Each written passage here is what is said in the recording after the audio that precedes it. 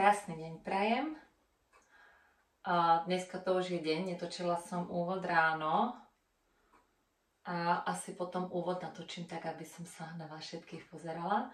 Ale momentálne robím chleba, miesím, pretože zajtra idem na pracovné stretnutie a bude trošku dlhšie trvať, pretože cesta mi tam bude chvíľku trvať, 1,5 hodiny a potom 1,5 hodiny späť. A aby moja rodina mala ráno čo jesť, tak im robím chlebík domáci. Robím ho z dvojzrnky, pestovanej na Slovensku. A mám tam trochu špaldovej múky a mám tam žitnú múku. Tie sú z obchodu kupované. Takže a veľmi rada takto miesím na zemi.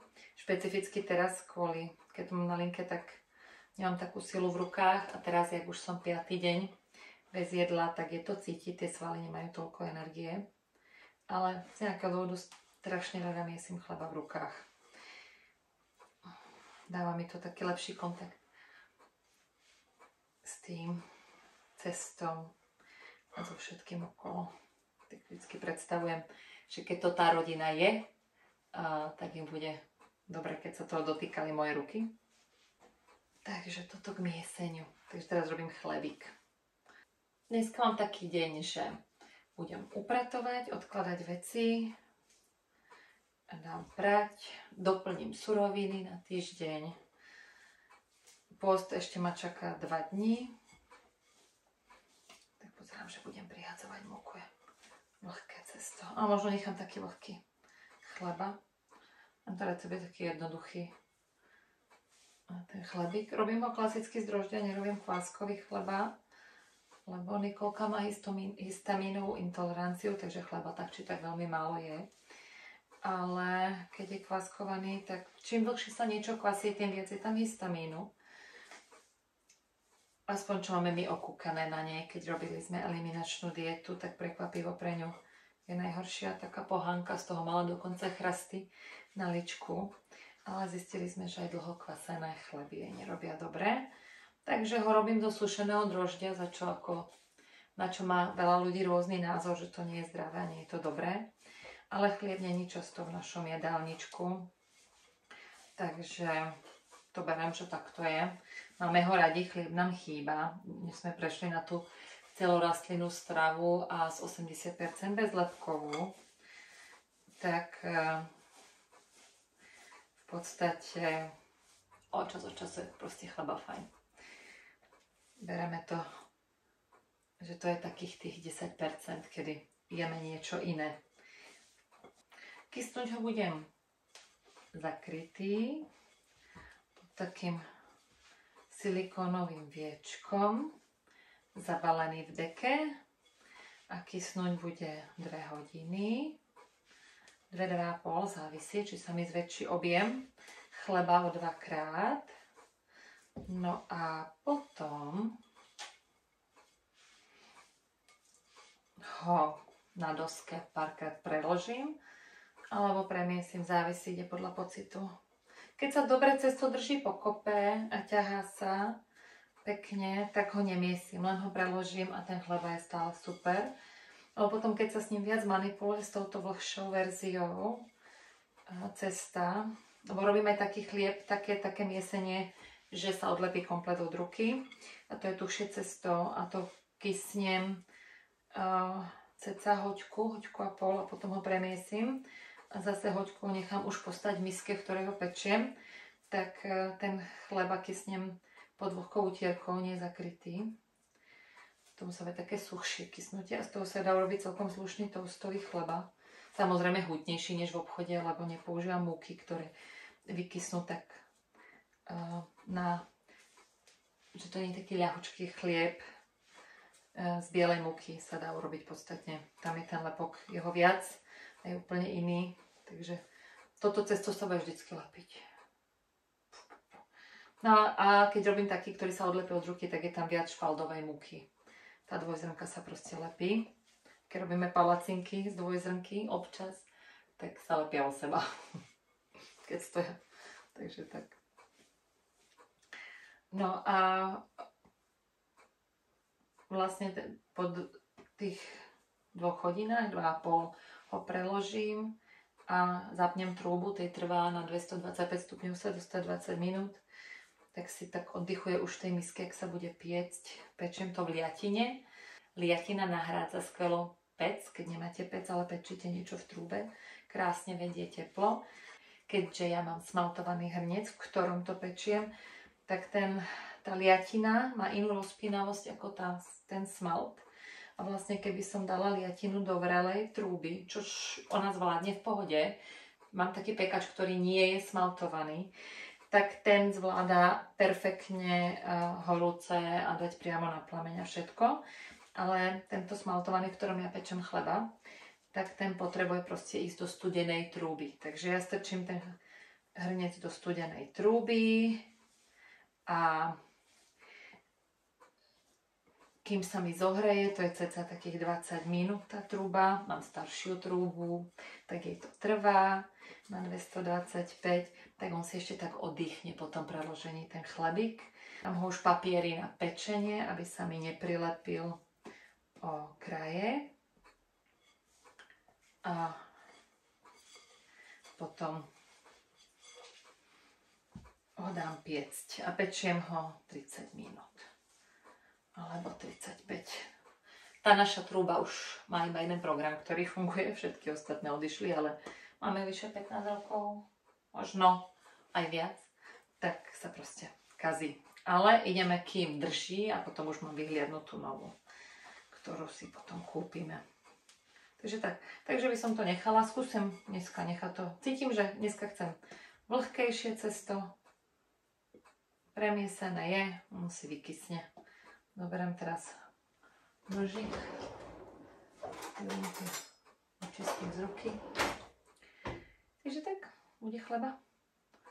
Potom budem ponaplňavať suroviny a natočím video k dnešnému a včerajšiemu pôstu, ako to prebieha, aby som sa na vás pozerala, lebo teraz pri miesení nie je taký očný kontakt.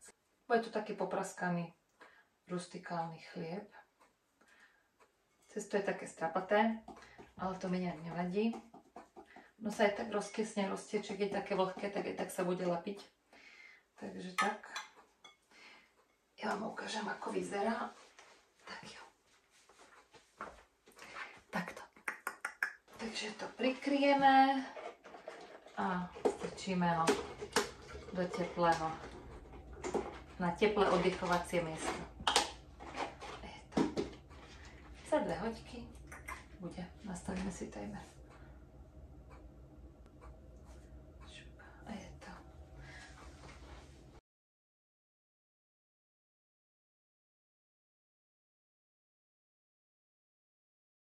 Dneska je 5. deň pôstu, blížim sa k celému 5. dňu. A keďže sa väčšinou snažím nebyť dogmatická ohľadne vecí, tak som počúvala nejaké veci, čo pri pôste, vodnom pôste môžu pomôcť. A momentálne sa necítim veľmi dobre, cítim sa naozaj dosť unavená. Čo pri 5 dňoch býva normálne, ale väčšinou viem fungovať. Tak teraz je to celkom ako nič moc.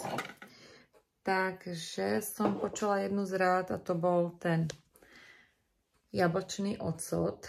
Ledva vládzem držať telefón. Musíme to vyriešiť inak. Moment. Tak fajn, oprala som si vás do skrinky, ale momentálne je problém aj držať telefón. Ťažko sa mi dýcha a dokonca sa mi ťažko leží. Takže teraz je taká nejaká kríza a chcem ju zdokumentovať. Lebo chcem viesť ten vlog o tom, čo prežívam, reálny. Takže jedna z rád bola ten jablčný ocot, z toho ma pálila žáha, takže do toho nepôjdem. Ale to je asi všetko soli, čo máme v našej domácnosti. Ja sol nepoužívam. Ale radili trochu soli. A ja teraz skúsim vypiť pohár vody s troškou soli. A uvidím, ako to zabere a podelím sa, lebo dneska mám nejaké veci, ktoré by som chcela urobiť, ale momentálne mám stav, že nie je šanca. Momentálne mám stav, že nie je šanca to urobiť, pretože som naozaj slabá, zadýchávam sa. Do obeda to bolo dobré, zvládla som veci, hrať sa s Nikolkou, zarobiť chleba, trošku upratať domácnosť. Ale teraz nastal stav, že je to naozaj nič moc. Nemením ten post dať, idem tých 7 dní. Ale samozrejme, ja už som človek, ktorý tie posty skúša častejšie.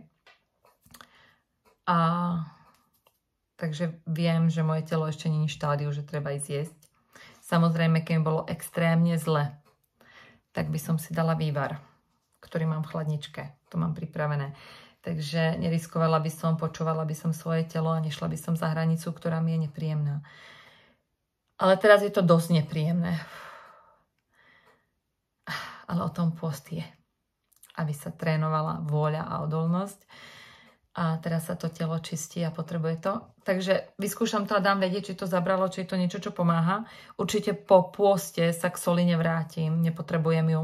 Je v potravinách ako takých a v podstate aj tak sa k nej niekedy dostanem, pretože počkajte, posuniem, aby to bolo. Že aj tak sa k nej dostanem, keď cestujeme, alebo nevždy sa viem dostať k jedlu, ktoré je čisté bez soli. Takže skúsime to, keby to pomohlo, fajn. Počas postu myslím, trošku soli nie je problém. Ukážem, koľko mám.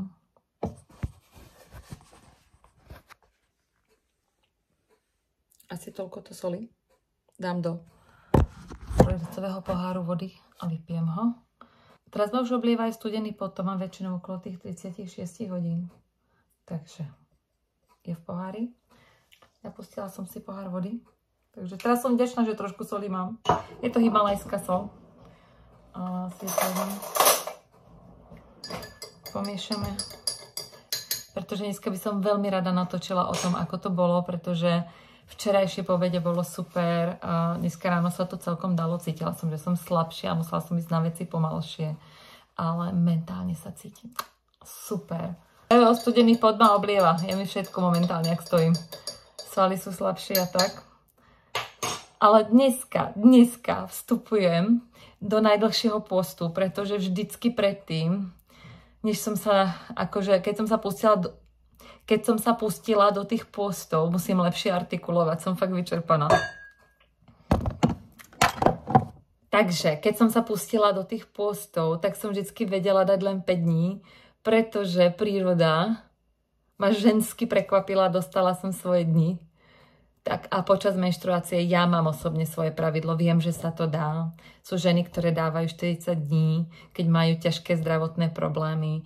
Na svete je veľa žien, čo dokážu neuveriteľné veci. Takže vlastne ja to vždycky preruším, pretože ja to tak vnútorne cítim. Ja som dosť štíhla, mám 51 kg a pod ne veľmi nechcem chodiť. Takže mi to vždycky prerušila menštruácia. A teraz som si to vypočítala tak, že by sa to nemalo stať. Takže plus tie 2 dni dám. Tých 7 dní som vždycky chcela dať, bolo to v mojom zozname. Ale úprimne už za 7 dní v budúcnosti nepôjdem. Zatiaľ nemám ten plán pri tejto váhe. 3 až 5 dní je ideál. Pre mňa si myslím 4. Ja to tak cítim. To je moje, každý to má inak. No a teraz si idem dať tú slanú vodu. A uvidíme. Držte palca, aby mi bolo lepšie a aby som vedela robiť veci, ktoré mám na pláne. Ale keď nie, budem ležať a skúsim to vydržať ďalšie dni. Zajtra šoférujem dlhšiu trasu a idem sama. Tak uvidíme.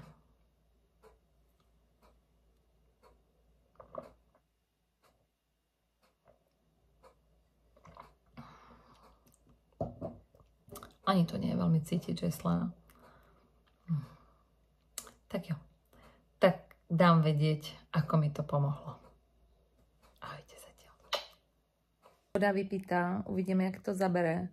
Ale urobila som neuveriteľné rozhodnutie. Nie je veľmi bežné pre mňa, že si dám film. Nejakú romantiárnu proste nad čím nemusím rozmýšľať, v strede všetkého bordelu, čo tu mám v plánoch, čo chcem urobiť pre vás a pre seba, tak pretože mienim robiť videá na YouTube. Dlho to chcem, dobre sa pri tom cítim, mienim sa deliť o svoju cestu. Ak vám to niekomu pomôže, budem len rada, ale minimálne to proste skúsim. Ale je to neuveriteľný oslobodzujúci pocit. Dneska sa mi stala taká vec, že som mala o 2:00 naplánované stretnutie, ale zrušili mi. Môj partner odišiel jazdiť, Franta išiel jazdiť wing a Nikolka je dneska u starých rodičov, lebo nedeľu majú oni spoločnú a starí rodičia sú strašne dôležití pre vnúčatá. Hlavne takí milujúci, ako má ona. A ona má extrémne šťastie.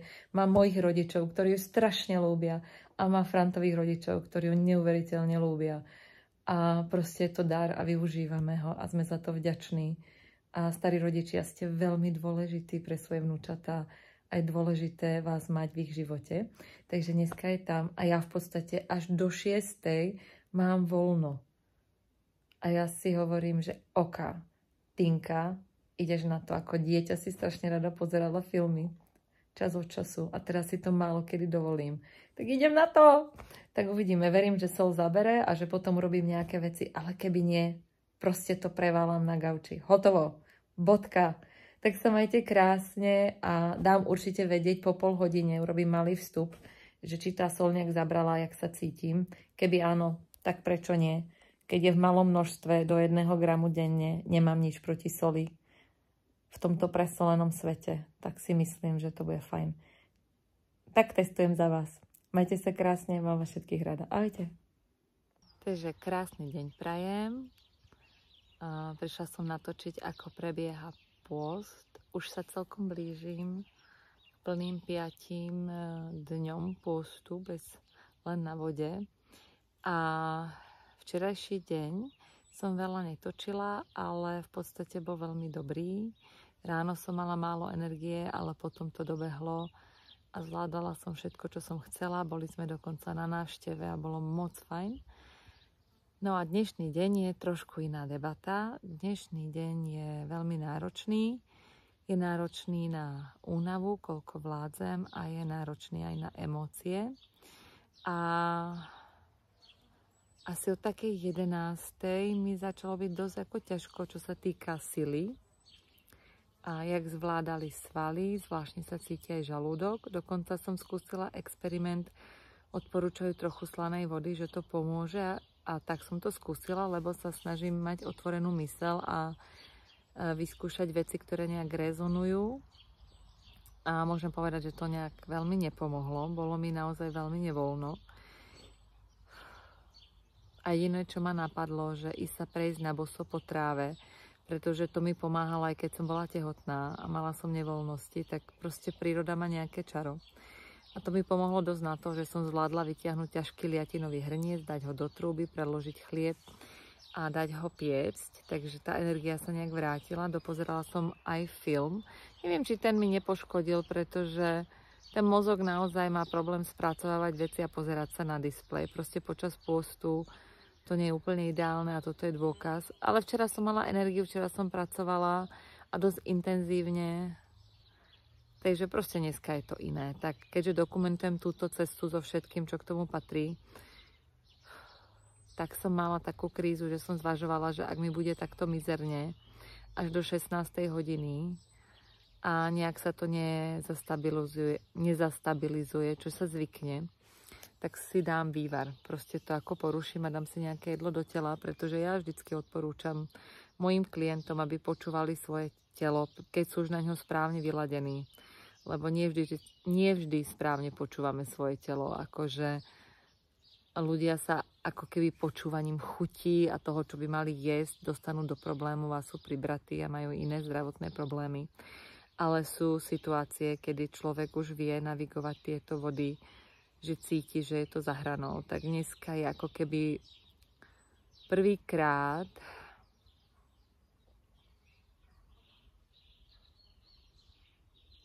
kedy neviem, či to dám. A čo sa týka zdravotných vecí, tak dneska nemám žítky pred očami, ale teraz, jak mi nebolo dobre, tak sa mi zle leží na pravej strane z nejakého dôvodu A to som mala aj pred 2 dňami, druhý deň som nemohla ležať na pravej strane, bolo mi lepšie na ľavej. Tak to si ešte musím zistiť, o čom to je. A mám slabé svaly. Naozaj nevládzem a niekedy to ide do toho stavu, že mi je nevoľno až. A je pravda, že ak ja mám nejaký strach vo svojom živote, tak je to to, že mi je nevoľno. Z nevoľna. Mám strach z toho, keď mi je nevoľno. Takže s tým tak ako keby bojujem.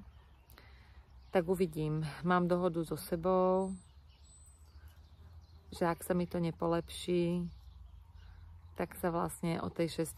najem a nebudem mieriť na cieľ, ktorý mi škodí, pretože cieľom pôstu nie je proste extrémne hlúpo vydržať všetky tie dni, čo si nastavíme. Ale cieľom pôstu je dať telu dostatok času, aby stihlo regenerovať. A to sa vlastne už deje po 3 dňoch. Už v podstate v tých 3 dňoch dosiahneme všetky fázy, ktoré ten pôst dokáže priniesť, tie ozdravné. A všetky ostatné dni sú navyše. Áno, mám vysoký rastový hormón, telo sa upratuje. A keď je závažnejší ten zdravotný problém, tak sa vedú aj 40-dňové pôsty. Ale je to u ľudí, ktorí majú aj vyššiu váhu, ako mám ja. Ja som začínala na relatívne nízkej váhe. Takže nechcem riskovať a nemám ani ten pocit, že by som chcela ísť pod nejakú váhu. A pre mňa to o váhe nie je. Chcela som vidieť, aký je veľký rozdiel medzi tým, keď držím 5 alebo 7 dní. Ale tiež je to veľmi individuálne, pretože každý to má inak. Ja napríklad mám ťažký čas okolo 36. hodiny pôstu vždy. Ešte som nemala pôst, kedy by mi nebolo zle a neoblieval ma studený pot medzi 33. a 36. do tej 40. Ale bavila som sa už s ľuďmi, ktorí mali pôst a tento problém vôbec nemajú. Takže tak či tak, tých 7 dní by bolo vysoko subjektívnych. Takže uvidíme. Ja by som veľmi rada, lebo je to niečo, čo už dlhodobo chcem skúsiť. Ale tiež je v poriadku, ak to dneska preruším. Tak to je. Takže dneska naozaj nevládzem. Je to dosť zvláštne, lebo som to ešte nezažila pri svojich 5 dní, lebo som to ešte nikdy nezažila pri 5-denných postoch. Proste vždycky som bola v pohode. A teraz to tak nie je. Tak to tak beriem. Teraz prejde vlak, tak chvíľku prestanem. Takže sedím na tráve, bosé nohy, pečiem chlieb, potom pre neho pôjdem ho vybrať a relaxujem. Takže teraz tú pol hodinu, kým sa chlebík upečie, budem vonku na záhrade. Ale tak to je realita. Aj ráno som mala ťažké, už ráno som vedela, že to nie je dobré. Vedela som vstať, vedela som ísť na záchod, nebol ten problém, ale fakt som nevládala. Už som neniesla ani Nikolku na rukách dole po schodoch. Obdivujem ľudí, ktorí to dávajú dlhšie. Tak uvidíme. Uvidíme, či dám 7 dní. Ale keby nie, v pohode. Tak to je. A potom pôjdem. Stále je v pláne ísť ten rastlinno-polievkový pôst, že pôjdem skromne na veci a jednoducho do toho 28. Tak som chcela dať vedieť. Takže nič ma nebolí, telo sa cíti v poriadku, ale som slabá, mám nevoľnosti, som emočná, veľa rozmýšľam nad mojou sestrou, ktorá zomrela minulý rok.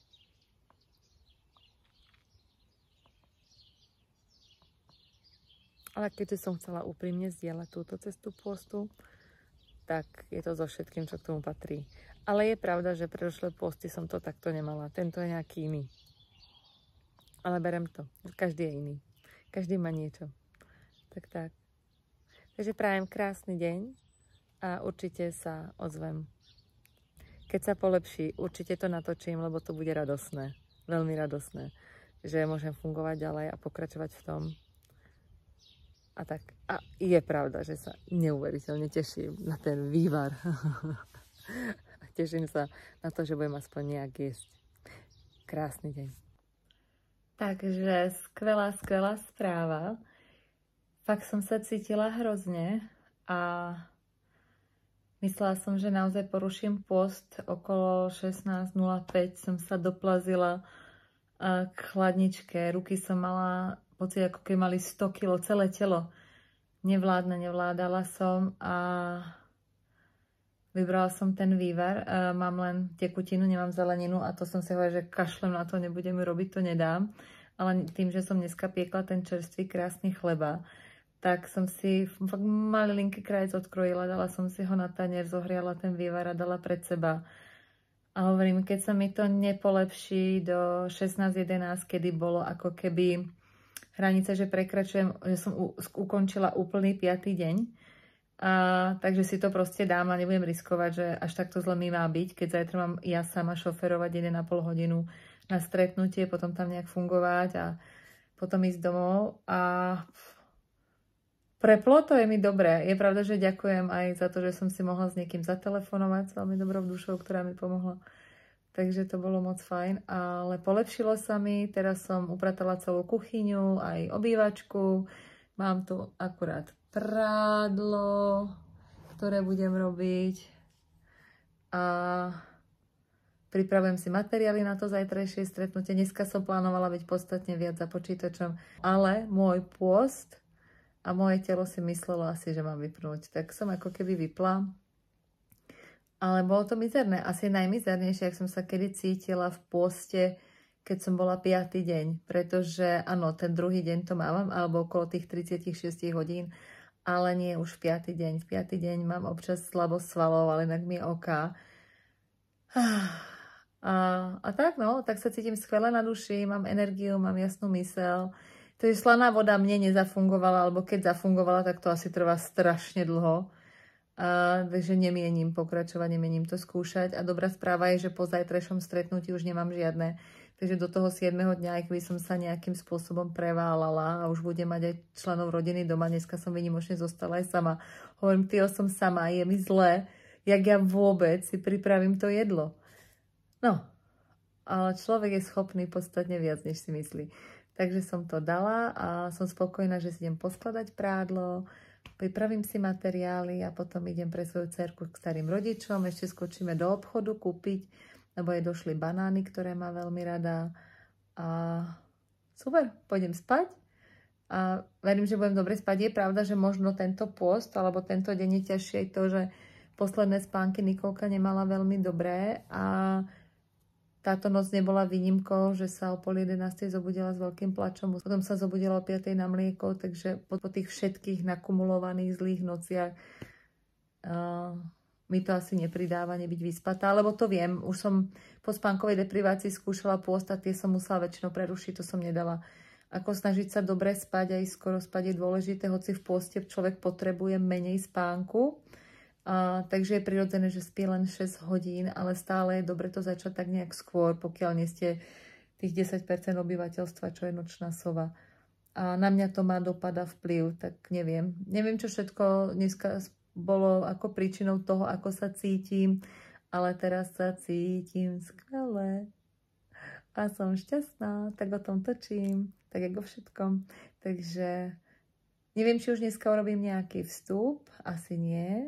Tak to tu dnes ukončím. Dnešný 5. deň mám za sebou a verím, že sa vidíme zajtra a pokecáme a budem dokumentovať aj 6. deň, ako to pôjde a dúfam, že osud bude pri mne stáť, aby som zajtra zvládla všetko, čo potrebujem. Tak vám prajem krásny zvyšok dňa a vidíme sa pri ďalšom videu.